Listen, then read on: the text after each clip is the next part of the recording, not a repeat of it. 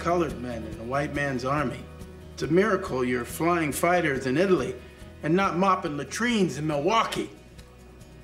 Any of you feel otherwise, any of you want to wash yourselves out, well, Negro, please do so. That is Cuba Gooding Jr. in the new movie. I think you should put it on your must-see list. It's called Red Tails, about the legendary Tuskegee Airmen. It opens this Friday, and as we welcome you back to CBS This Morning, the Oscar winner, I like saying that, is with us with a look at what else is going on in the news today, too. This morning, Wikipedia is on strike, and turns out you can now have a Whopper delivered. Jay-Z is also giving up the B word. And Cuba Gooding Jr., as Gail mentioned, is here. Good morning. Good morning. Great to see you. Charlie! Hey, so excited. No, Cuba, that was great. We have to say, audience, when Cuba walked in, he said, Charlie Rose, I remember when you said my name on TV, because Charlie Rose said it. That's it. We are so delighted that you're here. So delighted. Thank you. I wonder how many people, Cuba, still walk up to you and go, show me the money, show me the money. And does it ever get old? No, you know. It doesn't.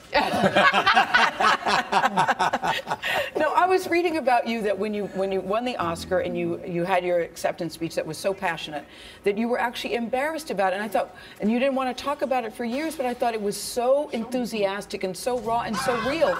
I was surprised to hear that you were embarrassed by that. Well, it wasn't something I really planned out. Of course not. That's what made it so great. But the thing is, it was almost like a car accident. I didn't remember exactly what happened. So like, oh, well, let's cut to the tape. And then when you see it, you go, oh, yeah, no, I lost one. Well, absolutely. We want to talk about the other news. Wikipedia, I think, is a good story. Yeah, Wikipedia is getting a lot of attention, and not just Wikipedia, but a bunch of other websites saying they're going to shut down in protest of these piracy efforts and things that are potentially happening in Washington right now.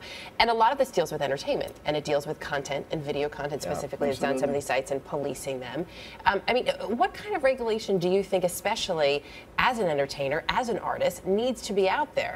Well, it's a fine line.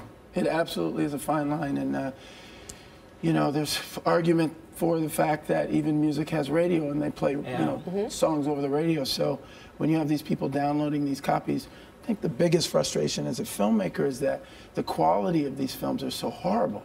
So they're watching these images for the first time and they're seeing them not in a proper format. And I think that's where frustration's lie. But to continue that through, like the Wikipedia, like I go on that 2-3 times a day, you know, so if they're restricted in some way, that'd be kind of disastrous. And it's not always totally accurate. I went on Wikipedia once and said I'd been married to a guy named Brian, who I've never met. Everybody knows my ex's name is Tyrone. That's not his real name. Yeah. That I was married to Brian and had 4 kids. Right. To you, on you today, it says best guess 3 children. How many children do you have? Oh, actually, I do have 3. Yeah, it said best guess 3 children. That's what it said. Oh, best guess. Yes, best guess 3 children. Yeah, you know, and then there's also the message boards where anybody can say anything about you, and right. you know, laced with racism. So that gets no accountability. It's frustrating. I'm sure there's, you know, if there's some kind of regulation, I mean, there'd have to be somebody better than me that can handle that. Can figure it out. But, and Burger King is thinking about delivering Cuba Gooding. How do we feel about that? Well, I keep my body hard. Gail, I keep it strong. I put anything in it. You know what I'm saying? If you want your fast food faster, now Burger King is thinking about delivering. Good idea? Well, you know, if people, I don't know, you know, it's a hard topic to say. I don't eat a lot of I'll Burger go King, first, but yes. Yeah. Okay. Yes, what? Yes, what? Yes, you're happy? Yes, I would. Well, we should point out we live in New York City, where literally you can get anything delivered at any hour of the day. But the thing that's crazy about this, I think they're not delivering fountain drinks, milkshakes, or breakfast food. Just burgers. Just burgers and fries. And red tails. Let's talk about red tails. Yeah, let's talk about red tails. Yeah. First, working with George Lucas. Yes, sir. Good. Great director. Great director, you know, and it's funny, the first day I saw him on the set, I walked up to him and just casual conversation and kind of noticed over my shoulder, everybody was like they stopped what they were doing to hear what he had to say. I mean, he's got such a presence about him and he's so all-inclusive in his vision. You know, we wrapped this movie in 2009, and he spent the last couple of years just painting it and doing the special effects on it. He's passionate about it. He's coming here Friday and for a long conversation with me about it. Great. And his message is, and he feels strongly about this, that this will be an inspiration, especially to young African Americans, to say you have heroes across the spectrum. Yes, entertainment, yes, sports, yes, politics, but also in other areas that are less public.